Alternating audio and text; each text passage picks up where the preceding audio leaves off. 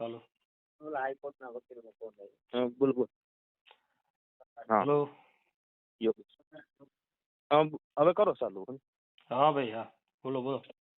હા, એક મુદ્દાની વાત છે યુનુસ કુમાર, કે આજકાલ ઘણા લોકો એવી વાતો કરતા હોય છે કે બહેનજીએ અને કાશીરામ સાહેબે ઉત્તર પ્રદેશમાં સફળ થયા કે ત્યાં દલિતોની વસ્તી વધારે છે. તો હું એવું કહેવા માંગુ છું કે ઉત્તર પ્રદેશ છે ને, ત્યાં મુવમેન્ટ 800 साल ચાલી. કેટલા વર્ષ? 800. जब काशीराम जी महाराष्ट्र में आरपीआई के लिए काम किया, वो वहाँ आरपीआई के अंदर तो कांग्रेस के बीच समझौता होता है, विवाद होता है और महाराष्ट्र छोड़ते हैं. और काशीराम जी ने यहाँ किया कि मिशन कैसे चलाना है और कैसे ना चलाना है वो सीखना है तो आप महाराष्ट्र से सीखो. महाराष्ट्र के लोगों ने मेरी बात नहीं मानी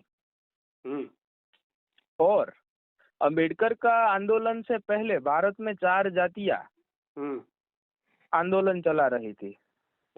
उत्तर भारत के जमार, महाराष्ट्र का महार और तमिलनाडु के परियार और बंगाल के चांडाल, लेकिन कामयाब नहीं होते थे क्योंकि वो अलग अलग तरीके से मिशन अपने अपने हिसाब से चला रहे थे. जब काशीराम जी ने महाराष्ट्र छोड़ा तब उन्होंने कहा कि सुमन तो चाहता नहीं है कि अम्बेडकरवाद कामयाब हो, लेकिन दोस्त भी नहीं चाहता कि अम्बेडकरवाद कामयाब हो. वो भी उन्होंने कहा और वो दिल्ली आ जाते हैं महाराष्ट्र छोड़कर. और दिल्ली में 78 और 73 के बीच में बामसेफ को मजबूत करते हैं, दीना बान्या और खापर्डे तीनों मिलकर, और स्थापना करते हैं. और दिल्ली में एक साथी होते हैं, उन्हें बताते हैं कि उत्तर प्रदेश जाओ और वो चमारों के सीधे बात कर रहे हैं. मैं यहाँ कोई प्रतिवाद की बात नहीं कर रहा हूँ, लेकिन उत्तर प्रदेश में एससी में सबसे ज्यादा चमार नहीं है, लेकिन सारी जातियों से भी ज्यादा संख्या चमारों की है. पंजाब से लेकर बंगाल और राजस्थान, हिमाचल और एमपी, वहाँ चमारों की आबादी करीब 30-35% के आसपास है वोटिंग पैटर्न के हिसाब से. और काशीराम जी का मतलब था कि अनुसूचित जाति और अति पिछड़ी जातियां हमारे से जुड़ी रहे, इस तरह से हम सत्ता हासिल कर ले. અને બેનજીનો સંપર્ક થાય છે અને બેનજી યુપીએસસી ની તૈયારી છોડે છે 1978 આસપાસ. તે પોતે લોયર હોય છે, શિક્ષક હોય છે. ઝુગ્ગી ઝોપડીઓમાં દિલ્હીમાં એનો જન્મ થાય છે. બરાબર. પછી એ પોતે નક્કી કરે છે કે જિંદગી બહુજન મહાપુરુષોના મિશન માટે સમર્પિત કરવી છે. બિલકુલ. ને એ સમયે કોન્સ્ટિટ્યુશન ક્લબમાં મીટિંગ હોય છે. इंदिरा गांधी ने हराવીને રાજનારાયણ ને સ્વાસ્થ્ય મંત્રી બને છે જનતા પાર્ટીની સરકારમાં. અને જનતા પાર્ટીની સરકાર એક એમાં હરિજન શબ્દ ઇસ્તેમાલ કરે છે, રાજનારાયણ. અને બેનજીનો મોકો મળે ત્યારે ભાષણ કરવાનો, ત્યારે તે આખી જનતા પાર્ટીને લતાડે છે. અને પછી બામસેફના સાથીઓ અને કાશીરામ સાહેબની મુલાકાતો થાય છે. અને પછી આજીવન તે અવિવાહિત રહેવાનો ફેસલો કરે છે. પોતાનું યુવાની હોય છે એને સમર્પિત કરવી. પછી એ યુનિવર્સિટીની તૈયારી છોડે છે અને સંપૂર્ણ જીવન આ મિશનને આપી દે છે. અને મીટિંગોમાં આખા ભારતમાં ફરે છે. એમણે તો એવું કહેવામાં આવે છે કે તે બસમાં, એસટી બસની અંદર એમણે મિશનને ચલાવેલું, એને સફર કરીને પહોંચેલા એ જમાનાની અંદર. અને આજકાલ ઘણા લોકો એવા કહે છે કે બેનજી સડકો ઉપર નથી ઉતરતા. जયારે આ દેશમાં સડકો નથી બની ત્યારે બેનજી 78 और 90 के दशक में सड़कों पर निकली थी. और 84 वो 81 में काशीराम जी चुनाव लड़ते हैं ત્યારે PS4 બને છે દલિત શોષિત સંઘર્ષ સમિતિ.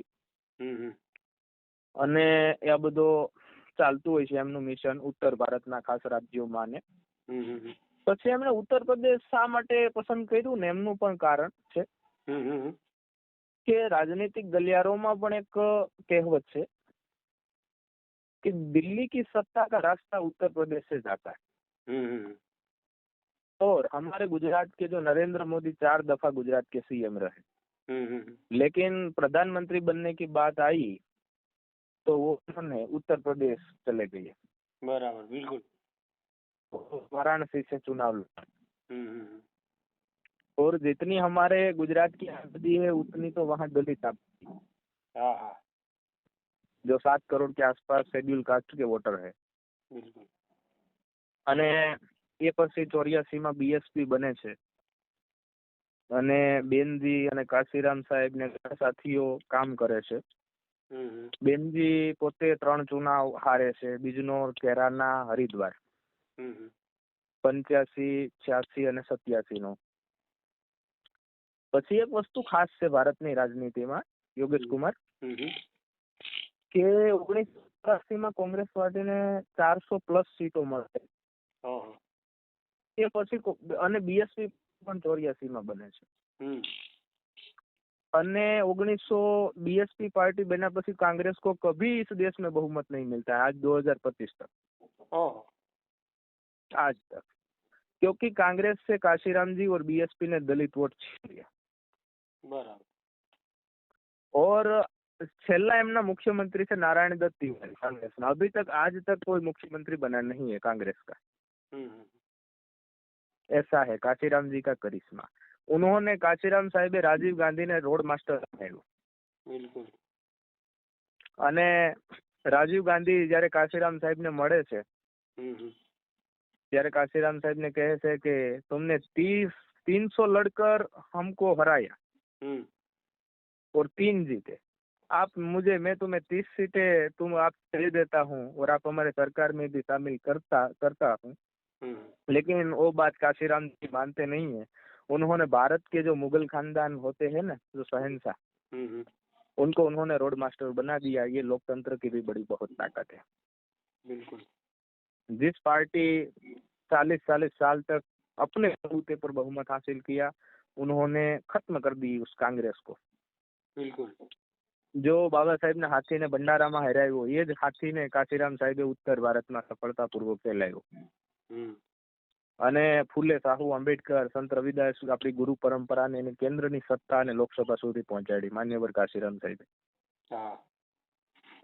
પછી એમાં યોગદાન બહેનજીનું પણ ખૂબ જ યોગદાન છે. સીએમ થવું અને બહેનજીને આ ને તે ને એ બધું કહેવું હેલું છે, પણ એમનો સંઘર્ષ પણ અઢળક છે. 1989 માં તેઓ બિજનોરથી ચૂંટણી લડે અને લોકસભા પહોંચે છે.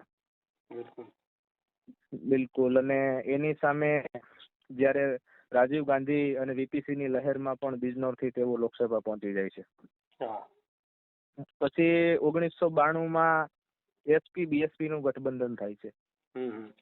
હિન્દુત્વની લહેર હોય, બીજેપી નો જોરદાર બાબરી મસ્જિદ ને તોડી હોય છે, ગિરાવી હોય છે, અને જે ગઠબંધન થાય છે એમાં બીએસપી 11% મત હાંસલ કરી 70 ધારાસભ્ય બીએસપી ના છૂટાય છે અને સમાજવાદી મળી અને સરકાર બનાવે છે. મિલે મુલાયમ કાનશીર હવા में उड़ गए जय श्री राम એ નારો લાગે છે. પછી 1989 માં જે આ 3 સાંસદો ચૂંટાય છે, પંજાબ થી, 2 ઉત્તર પ્રદેશ થી. એમાં કંઈક 3 શરતો હોય છે.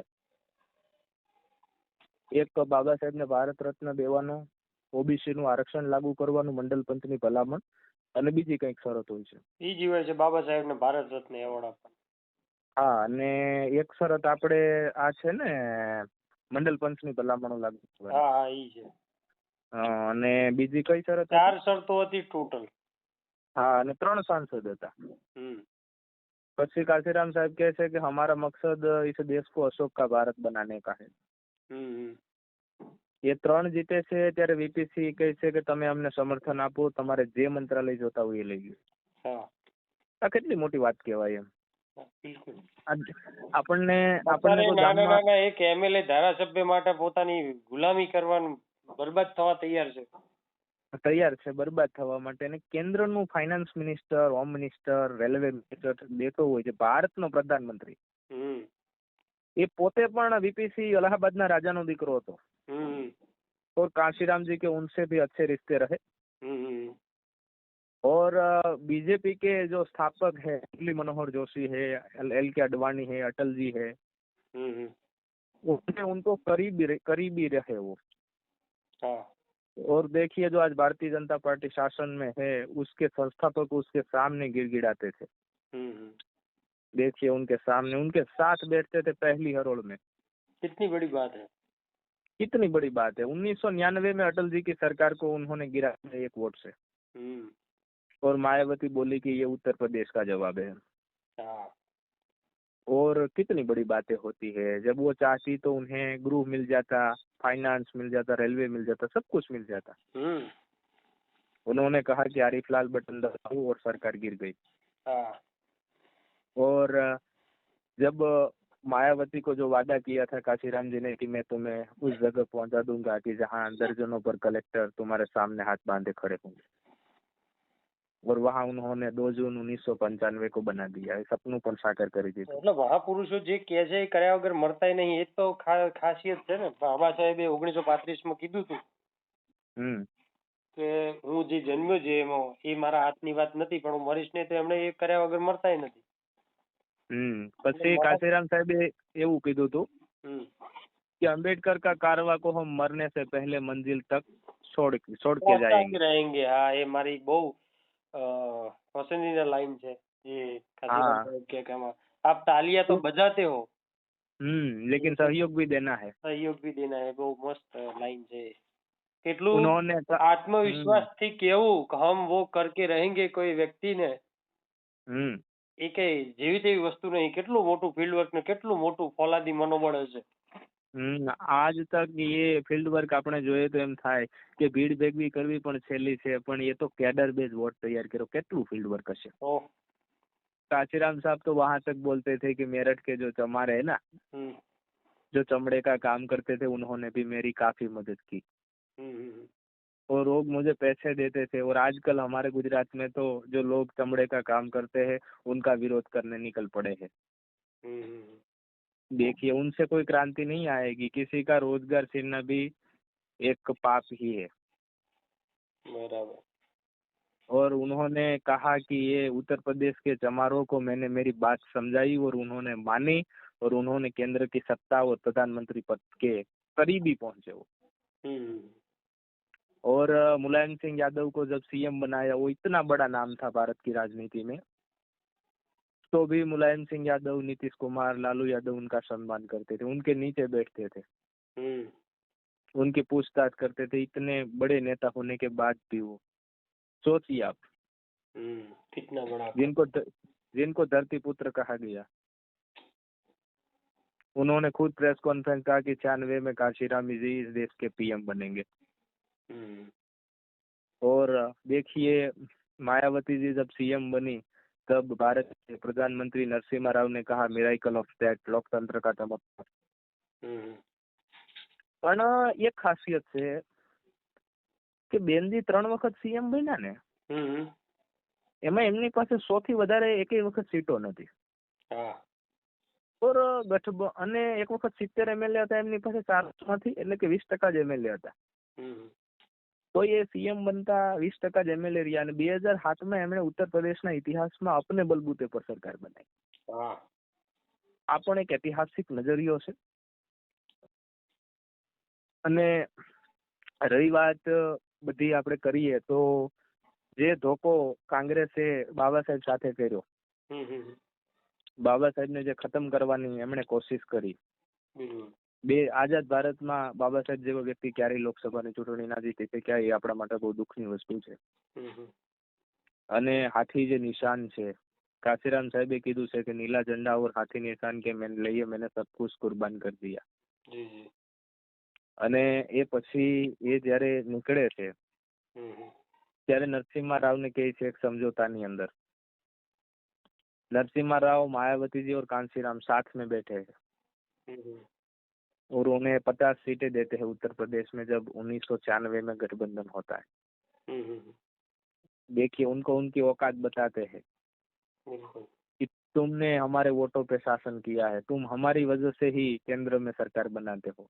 हम्म। और जो बेन जी ये वो संघर्ष किया ना भाई, वो तो बहुत अद्भुत है।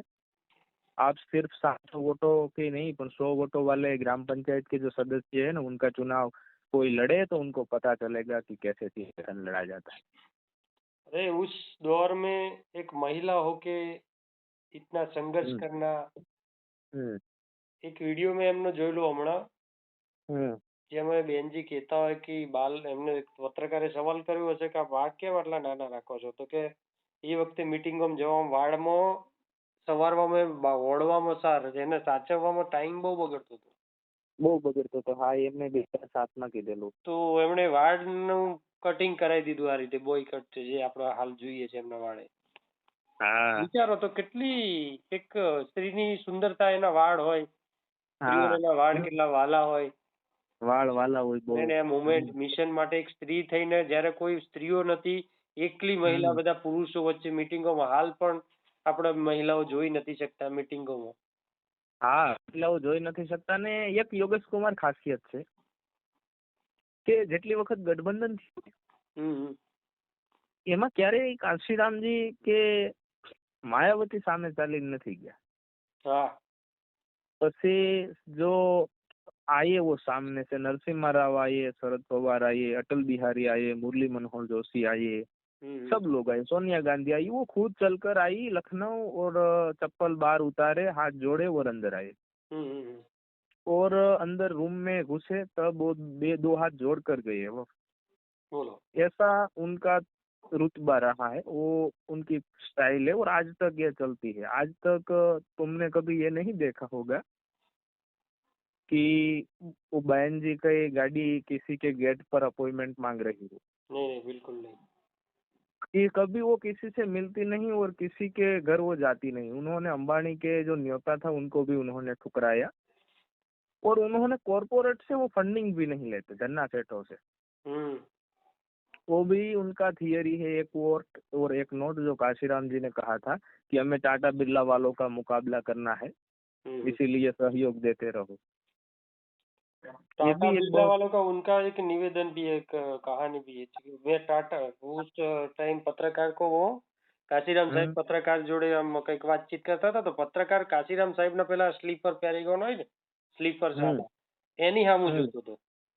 तो काशीराम साहब के तुम हवाई चप्पल देख रहे हो, मैं अभी खड़े खड़े टाटा बिरला को खरीद सकता हूँ.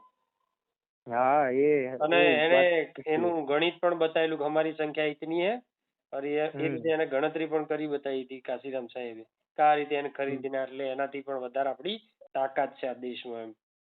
हाँ उन्होंने भी ये कहा था कि इस देश में वोटों वालों की नहीं नोटों वालों की सरकारें बनती है. इस देश में लोकशाही सबसे नहीं है लेकिन नोटशाही है. वो 2006 में हमें सबको अलविदा कह के चले गए. और उनकी भी एक खासियत रही है, उन्होंने खुद कहा है कि जिसको समझौता करना है वो हमारे पास है, हम क्यों जाए हमारा माल बेचने. जिसको लेना है वो हमारे पास आए. बिल्कुल. वो बात उनकी मुझे बहुत अच्छी लगती है. और वो कितने महापुरुष होते हैं कि सब कुछ त्याग दिया. भाई आजकल लोग, अब हम कांस्टेबल की नौकरी नहीं छोड़ रहे, ऐसा होता है. और कोई कांस्टेबल बनता है तो 2.5 फुट तो ऊंचा चलता है, ऐसा होता है. और आजकल बहुत बड़ी बात होती है कि कांशीराम जी ने हमें कुछ तो दिया ही है. और उन्होंने, आप बताइए आप कैसे नजर से देखते हो. जो आज हम क्रांति देखते हैं, चाहे वो राजनीतिक हो, सामाजिक हो, धम्म क्रांति हो, वो सिर्फ और सिर्फ मान्यवर काशीराम साहब की बदौलत. जो मान्यवर काशीराम साहेब ઇતિહાસમાં ના હોત તો આજની રાજનીતિ, આજનું આપણી સ્થિતિ તમામ અલગ પ્રકારનું. કેમ કે બાબા સાહેબે જે બંધારણમાં આપ્યું છે બધું અમલવારી કરાવનાર તો માન્યવર કાશીરામ સાહેબ. હા એટલે કોંગ્રેસે તેનો અમલ કર્યો નથી. લોકતંત્રના રક્ષક તરીકે. આ ભારત દેશના જે ઓબીસી સમાજ આજે અનામત માટે જે અવેરનેસ આવી જાગૃત છે એમને ખુદ નથી ખબર કે જે 1991 માં જે આ વીપી સિંઘની સરકાર બની હતી ત્યારે માન્યવર કાશીરામ સાહેબે જે રામલીલા મેદાનમાં તમામ લોકોને એકત્રિત કર્યા, લગભગ એનો આંકડો મને મોઢે નથી એટલે હું બોલવા નહીં માંગુ, પણ બહુ જાજા લોકો હતા, જેમાં એક દેવીલાલ કરીને પણ એક નેતા હતા. હા, એ ચોટાલા પરિવાર હતો હરિયાણાનો. એને પૂછ્યું કાશીરામ સાહેબે કે તુમ કબ તક वो सीढ़ी बनोगे, तुम खुद लड़ो એમ કે એને અને આખું મોટી જનસભા કરીને ત્યારે કીધું હતું કે મંડલ કમિશન લાગુ કરો નહીં તો ખુરશી ખાલી કરો. ત્યારે એ દબાણ કર્યું. વીપી સિંઘની સરકાર ભાજપના ટેકાથી બની હતી. હવે જેવું વીપી સિંઘે જે આ વીપી સિંઘનું નાક દબાયું જન સમર્થન નહીં જોઈને એની ખુરશી ડગવા મળી એટલે એને લાગુ કરવું જ પડે. તો જેવું એને લાગુ કર્યું પણ કેટલું, માત્ર 27%, જેટલી ઓબીસીની સંખ્યા જેટલું ના કર્યું, માત્ર 27% લાગુ કર્યું. એમાં તો ભાજપે ટેકો પાછો ખેંચી લીધો. નહીં, સાચી વાત છે તમારી. 1991 તો ઓબીસી માટે જે ખરેખર અનામતના હક અપાવ્યો છે, આ બાબા સાહેબે સંવિધાનમાં હક આપ્યો છે, તો એ લાગુ કર્યું નતું. મંડળ કમિશન આ લોકોએ લાગુ નતું કર્યું અને એ નતા કરતા એટલે તો ઓબીસી માટે જો કોઈ નેતાએ રાજીનામું આપ્યું હોય તો ભારતના ઇતિહાસમાં એ ડોક્ટર બાબા સાહેબ આંબેડકર છે, જેને પણ 4 મુદ્દા હતા. પણ હમણે એ વખતની જેમ અત્યારે મનુ ગોદી મીડિયા છે, એમ મનુવાદી મનુ મીડિયા હતી, તેમણે માત્ર હિન્દુ કોડ બિલ જ બતાવી, હિન્દુ કોડ બિલ માટે રાજીનામું આપ્યું. પણ મુદ્દો આ તો મહત્વનો, ઓબીસી સમાજના મંડળ કમિશન લાગુ કરવા માટે ગણતરી કરવા. એક વાત મહત્વની છે આપણા માટે કે એ બધું તો સંઘર્ષ કર્યો અને એ પણ અદભુત છે, પણ એમણે જે કાર્યો કર્યા ને એમાં 1989 में सामाजिक अधिकार मंत्रालय बना जो 93 के आसपास, પછી 20 લાખ વીઘા જમીન આપવામાં આવી, પછી જે આપણે એટ્રોસિટી નો કાયદો છે ને એ પણ લગભગ 89 ની અંદર બન્યો વીપીસી ની સરકાર. હા, એટલે એ બધું જયારે મુવમેન્ટ ઉભી થઈ, આપણું નેતૃત્વ ઉભું થયું, કાશીરામ સાહેબે લડત આપી, પછી એ લોકોને મજબૂર કરે છે તારે જઈને એ કર્યું છે. પછી ભાગીદારી, રાજકીય, સામાજિક અને આર્થિક ભાગીદારી પણ મળી. પછી જે લોકો કહે ને કે આજકાલ જે બધા હાથી બનાવ્યા મૂર્તિઓ બનાવીને, એ છે ને એક બૌદ્ધ શાસકોની એક પહેચાન, જેમ અશોકે કેમ 84,000 બૌદ્ધ સ્તૂપ બનાવ્યા હતા, એ આપણી વિરાસત છે. એને સાચવવાનું, ચિંતન કરવાનું કામ કર્યું. અને આજે પણ તમે લખનઉ પરિવર્તન ચોકમાં જાઓ ને તો તમારું હૃદય પરિવર્તન થઈ જાય.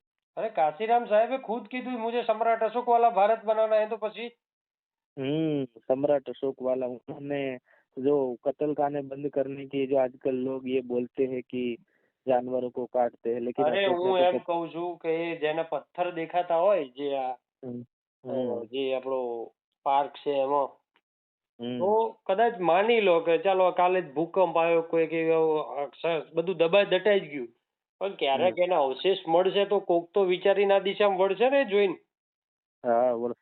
કેમ કે આપણે આજે આ લોકો એમ કહેતા તમે આટલા જ્ઞાની, આટલા બુદ્ધિશાળી, અમે જ ભણવા ગણવાનો અધિકાર, એ લોકોને એમને ઓકાત નથી આ જે સમ્રાટ અશોકની લિપિ ઉકેલવાનો. એ અંગ્રેજ આવીને એની લિપિ ઉકેલી, જોન સુશેશન. આજે આપણે એના લિપિના આધારે, આપણા શિલાલેખો, બૌદ્ધ સ્તૂપોના આધારે આપણો આખો એટલી મોટી વિરાસત છે ભારતની, સૌથી મોટી, એને ઓળખીએ છીએ. સમ્રાટ અશોકે જયારે એટલું કર્યું ત્યારે, 84,000 સ્તૂપો સ્થાપ્યા ત્યારે. જે આપણે મહાપુરુષોના નામકરણ કરવાનું કામ કર્યું, સંત કબીરનગર, અંબેડકર નગર, સંત બનારસ કા નામ સંત રવિદાસ નગર કર્યું, 15 જિલ્લાઓનું નામકરણ કર્યા, નવા જિલ્લાઓ બનાવ્યા. પછી એક સ્વતંત્ર મંચ મળ્યો કે જે લોકોને અસ્પૃશ્ય વર્ગને. અરે બે તો એરપોર્ટ બનાવ્યા છે આપણી 7 વર્ષની સરકારમાં. ટોટલ એરપોર્ટ બનાવ્યા. અને આપણે આ નાનું બુદ્ધ વિહાર બનાવવા માટે પેલા દલાલો, ચમચાઓ એમની પાછળ ભીખ માગે, એને એમની તકતી લગાવે, તાર નાની એવી ઓયડી બનાવી શકે છે. હા, વાડીઓ બનાવે છે ને કોઈકને સમાજ સેવા કરવી, કોઈકને ખાતેનો ખોલવો છે. अरे यार, આપણો કાશીરામ સાહેબે કીધું કે हमारा हाथ ऐसे होना चाहिए, देने वाली पोजीशन में लेने वाली कब तक मांगते रहोगे.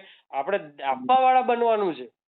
આપવા વાળું ભારતના સમસ્ત નાગરિક, પીડિત, શોષિત, ગરીબ જે પણ સમાજનો હોય, જેને જે જરૂરિયાત છે આપણે પૂરી પાડીને આપણા શાસન કરતા જમાત બનવાનું. તો પછી યોગેશ કુમાર એક 18 લાખ વીઘા જમીન આપી. એ પણ એક બહુ અદ્ભુત ફેસલો છે. પછી જે આપણે સરકારી ઠેકાઓમાં જે અનામત છે ને, આજે કોઈ દલિતોને પૂછો, કોઈ અન્ય વર્ગને પૂછો, મુસલમાનોને પૂછો કે ભાઈ તમને સરકારી કોન્ટ્રાક્ટમાં કેટલા ટકા તમને મળે છે કોન્ટ્રાક્ટ, તો એમાં પણ એને અનામત લાગુ કરી બીએસપીએ અને બેનકુમારી માયાવતી પ્રાઇવેટ સેક્ટરની અંદર અનામત લાગુ કરી. પ્રમોશનમાં આરક્ષણ લાગુ કર્યું, શાળા કોલેજો અસ્પતાલો બનાવી, રાષ્ટ્રીય પાર્ટીનો દરજ્જો, કિંગ મેકર બન્યા ભારતમાં, અશોકનું ભારત બનાવ્યું, રાજીવ ગાંધી કો રોડ માસ્ટર બનાયા. મજબૂત કાનૂન વ્યવસ્થા કે એવું કહેવાય છે उत्तर प्रदेश ના લોકો કે लखनऊ से सीधा कॉल जाता था तो अधिकारी सहारनपुर का थरथरता था. वहाँ कोई बातें नहीं होती थी, रिपोर्ट मांगो जवाब मांगो, सीधा सस्पेंड कर देते थे. बराबर.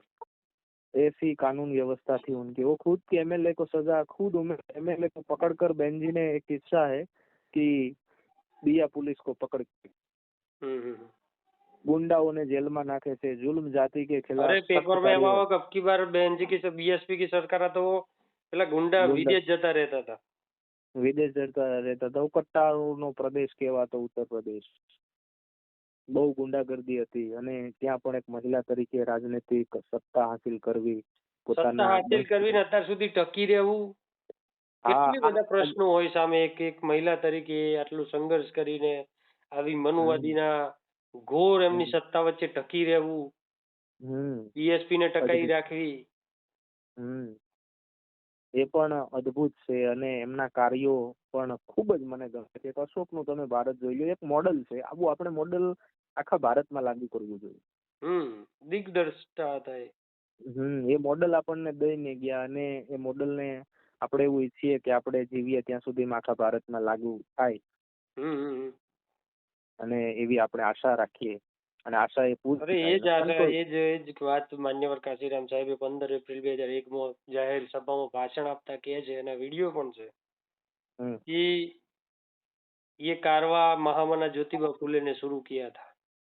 फिर उसके बाद छत्रपति साहूजी महाराज, फिर पेरियार और बाबा साहब ने, और आज मैं उस काम में लगा हुआ हूँ. ये कारवा रुकना नहीं चाहिए. मैं भी ज्यादा जो दुनिया में आता है वो जाता है. मैं भी ज्यादा दिन रहने वाला नहीं हूँ. मैं भी एक दिन चला जाऊंगा, मगर मैं इच्छता हूँ कि मेरे बाद भी आने वाली पीढ़ी तक ये कारवा आगे चलानी चाहिए. જેમ કે આપણે છે આ બીજી પેઢી ને આવનારી પેઢી, અને મેરે બાદ આપ માયાવતી કો સહયોગ દેના, એવું ભાષણમાં સ્ટેટમેન્ટ છે એમનું. જ્યારે મહાપુરુષ કાશીરામ સાહેબે એવું કીધું છે, એમને કોઈ પૂછે તો પૂછના હો તો જાઓ આંબેડકર को पूछो, बाबा साहब को पूछो, पेरियार को पूछो, ये मूवमेंट को एक नाम हाथी क्यों दिया हो. એમ જો મહાપુરુષો જે કીધું એ સીધે સીધે અપનાવી લેવાનું હોય. એમ જો માન્યવર કાશીરામ સાહેબે કીધું હોય તો એ જ ન્યાય પ્રમાણે આપણે માન્યવર કાશીરામ સાહેબને માનીએ છીએ. એમણે જે ઉત્તરાધિકારી આપણને નેતૃત્વ આપ્યું છે એ કેમ નથી સ્વીકારતા? હા, અને એક વસ્તુ અને એ નથી સ્વીકારતા તો તમારા આમના પેલા મનુવાદીઓ શું ફરક? કેમ કે પેલી એક કોક મેં સાંભળેલું છે, મીરાને સ્વીકારો ને રોહિદાસને ના સ્વીકારો. લગભગ વિશનભાઈ કાથડનું સ્ટેટમેન્ટ છે કોઈક ડાયરાનું જ. મીરાને સ્વીકારો તમે, રોહિદાસને ના સ્વીકારો. જે મીરાને મીરા બનાવનાર, જેને જ્ઞાન પ્રાપ્ત કરાવનાર રોહિદાસ છે, એને નથી સ્વીકારતા એનાય ગુરુને. મીરાને સ્વીકારે છે. એવું મનુવાદી જેવું કામ આ લોકોનું છે એમ કહી શકાય. હા, અને મને એક વસ્તુ બહુ ગમી. એક काशीराम साहिबे कीधु છે કે शासकों का धर्म फलता फूलता है और बौद्ध धर्म तो शासकों का धर्म है और शासकों का ही दम फलता फूलता है. जो बुद्धिज्म को जिसने अपनाया वो शासक ही है और बौद्ध धर्म की जो लोग होते हैं उनकी पहचान होती है कि उसके अनुसार शासन करना, और उन्होंने बहन जी ने करके भी दिखाया ये शासन. आज भी आप उत्तर प्रदेश में जाओ तो लोग तारीफें करते हैं कि भाई उनकी कानून व्यवस्था बहुत अच्छी थी. वो कभी किसी को बुलाते नहीं थे और किसी को बचाते नहीं थे, सीधा उनका लॉ एंड ऑर्डर था। બિલકુલ. और वो અને भी एक કાશીરામ સાહેબે ખુદ કીધું હતું, એલાન કર્યું હતું, જે 15 ઓક્ટોબર તારીખ આવતી હતી એ વખતે 50 વર્ષ એટલે કે રજત જયંતિ કંઈક ઉજવવાનું કે એ દિવસે હું 2 કરોડ લોકો સાથે દમ અંગીકાર કરીશ. કેમ કે ભારત દેશને જો ખરેખર માનવતા ભર્યો સમતા મૂલક સમાજ બનાવવો હોય ભારત દેશને, તો ધમ વગેરે શક્ય નથી. તો સૌથી મોટું ધમ કાર્ય તો એ કહેવાય ને. હા, એ કહેવાય. અને સમ્રાટ અશોક જ્યારે સમ્રાટ હતા, રાજા હતા, આટલા શિલાલેખો આપણા માટે આ દેશમાં ચોર્યાસી સ્તૂપો શિલાલેખોને એમ સ્થાપ્યા. તારા આજે એનું અસ્તિત્વને ઓળખતા થયા અને જાણતા થયા વિશ્વના ફલક પર. વિશ્વના દેશો માને છે, જેને નમે છે કે આ બુદ્ધની ધરતી. એ રાજા ના હોત તો વિચારો આ દેશ પર શાસન પર આપણે આવીને કેટલું બધું આપણે જે મેળવી શકીએ છીએ. અને એક વસ્તુ કાશીરામ સાહેબની મને ગમે છે કે એમણે ક્યાંય સાધન સંસાધન જોયું નથી. સાયકલ ઉપર નીકળે અને હેલિકોપ્ટર સુધીની સફર. और एक लाइन में आपको कहता हूँ कि एक गेस्ट हाउस में कांशीराम जी खड़े हैं, सामने स्टूल है, कांशीराम जी लुंगी बांधे हैं और सॉरी आवाज कपायो फरी. हेलो. हाँ, आवाज कपायो फरी बोलो. हाँ बोलू कि एक पत्र गेस्ट हाउस में कांशीराम जी खड़े हैं और सामने स्टूल है, लुंगी बांधे है और पैरों में हवाई चप्पल है और उन्होंने क्या किया, उत्तर प्रदेश का मुख्यमंत्री खड़ा किया. क्या किया? उत्तर प्रदेश का मुख्यमंत्री खड़ा किया. ये बात काशीराम जी के जो एक पत्रकार थे, उन्होंने सवर्ण पत्रकार थे, उन्होंने बताया कि भारत के प्रधानमंत्रियों को सामने खड़ा किया. जो शरद पवार को सामने खड़ा किया, अटल जी को खड़ा किया, एल.के. अडवाणी, मुरली मनोहर, सोनिया गांधी, सबको, राजीव गांधी को रोड मास्टर बनाया. जिस कांग्रेस की जो तूती बोलती थी, नेहरू की, इंदिरा की, उनको उन्होंने उखाड़ के फेंक दिया उत्तर प्रदेश में. और उत्तर भारत में ही आज तक कांग्रेस ने कभी केंद्र में बहुमत नहीं हासिल किया.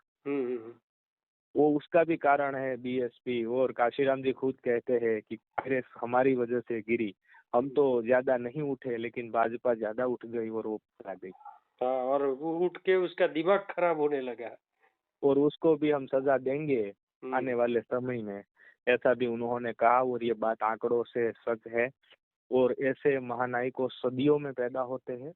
100 साल बाद आज कई लोगों को उनके जैसा बनना है, लेकिन काशीराम जी का कभी बनना मुश्किल है.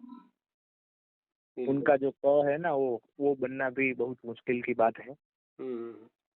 उन्होंने जो काम किए बहुत अद्भुत थे. उनसे जुड़े लोग भी आज मैं मिलता हूँ तो कोई आईएएस है, कोई आईपीएस है, रिटायर्ड है, ऐसे लोग आज भी बसपा में है और इतने निष्ठावान है कि આજ સુધી અમે કઈ નથી મેળવ્યું છતાંય લોકો એની સાથે જોડાયેલા છે.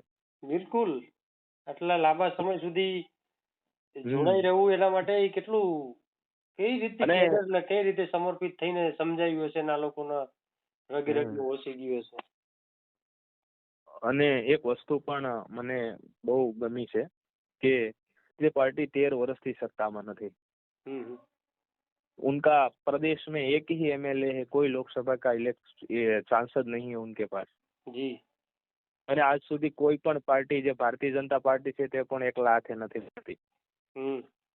એવડી જે પાર્ટી રાષ્ટ્રીય પાર્ટી હોવાનો દાવો કરે છે, વિશ્વની મહાન કહે છે, જે એટલી મહાન હોય તો એકલા હાથે ચૂંટણી લડે એમને ખબર પડે.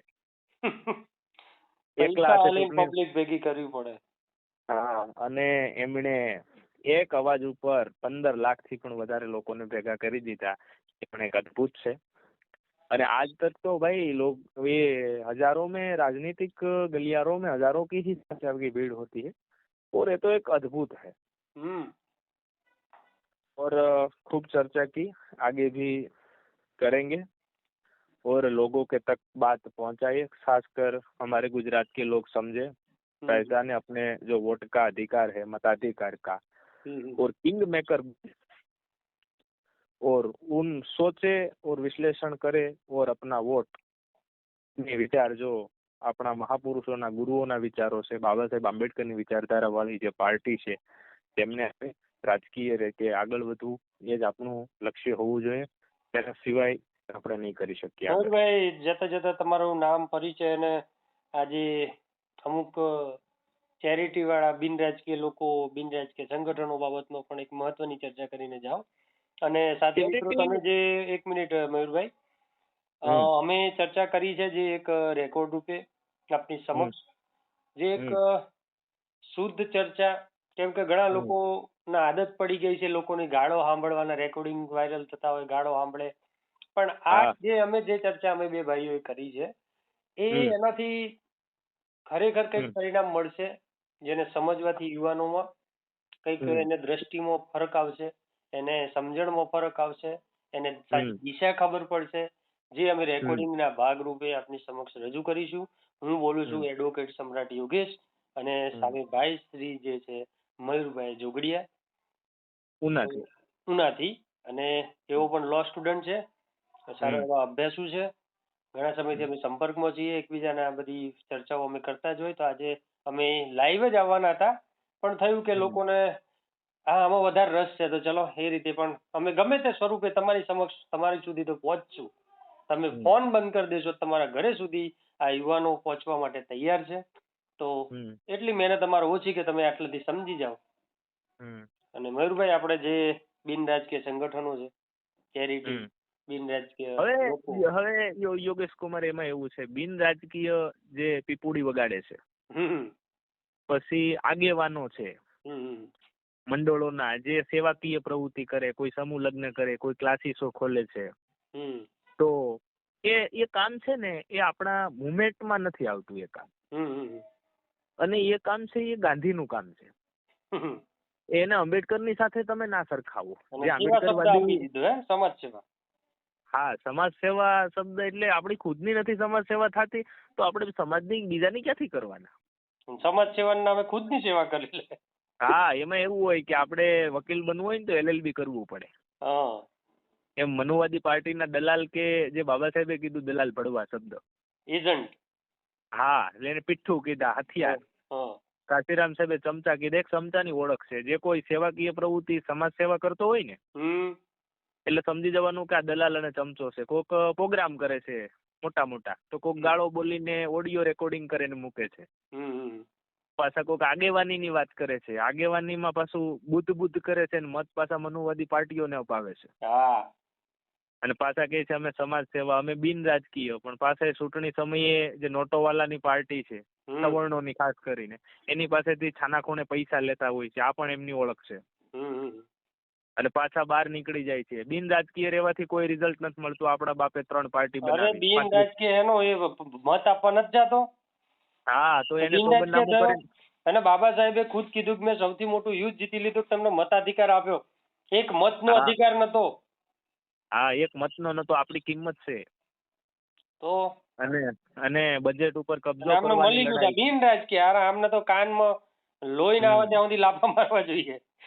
લાફા મારવા જોઈએ. બિન રાજકીય રહેવાનું એમ કે 50,000 ને પાછા એ વેચાય છે મરેલા ઢોરની કિંમતમાં, વાછડાની કિંમતમાં. અરે વાહ, કાશીરામ સાહેબ ની વાત. तुम बीके तो बीके, मगर मरे हुए बछड़े के भाव बीके. हाँ, तुम दूध देती भैंस की कीमत में बिकना होगा. बीके होते तो काशीराम साहब को फक्र होता. उन्होंने बोला, ये भी बात उन्होंने की कि आप बीको, काशीराम भी बीकेगा, लेकिन भारत का प्रधानमंत्री का पद होगा. वाह भाई. वो भी बीकेगा, लेकिन प्रधानमंत्री के पद के नीचे कोई पद नहीं होगा.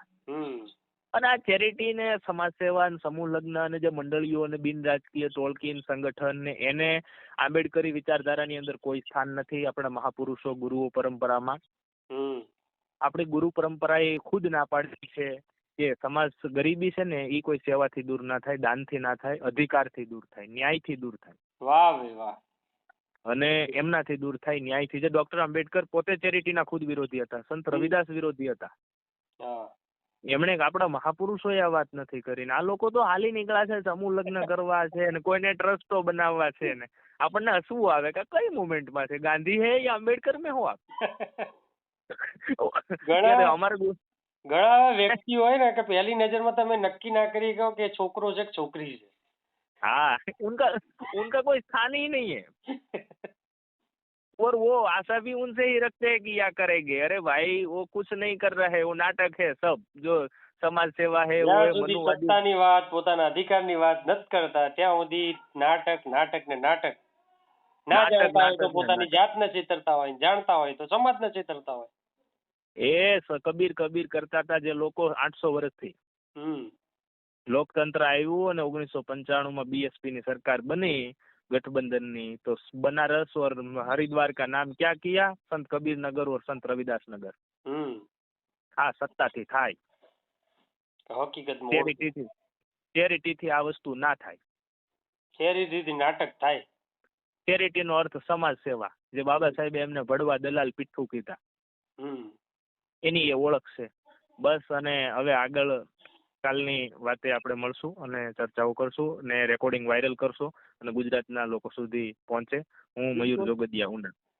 ફરીથી કોઈ નવા મુદ્દા સાથે આપણે ચર્ચા કરીને કેવું જોઈએ છે, કેવો પ્રતિસાદ મળે છે તો આ રેકોર્ડના માધ્યમથી, નહીં તો વિડીયો ઓડિયો સોશિયલ મીડિયાનો ભરપૂર ઉપયોગ કરશું સમાજ સાચી દિશામાં દોરાય એના માટે. અને ફિલ્ડમાં પણ જઈને જે આપણે સોશિયલ મીડિયામાં નથી કહી શકતા, જે આપણે ખરેખર ફિલ્ડમાં કહેવાનું છે એ આપણે ફિલ્ડમાં જઈને કહીશું. નહીં ચોક્કસ ગુજરાતનું ગાડા પગે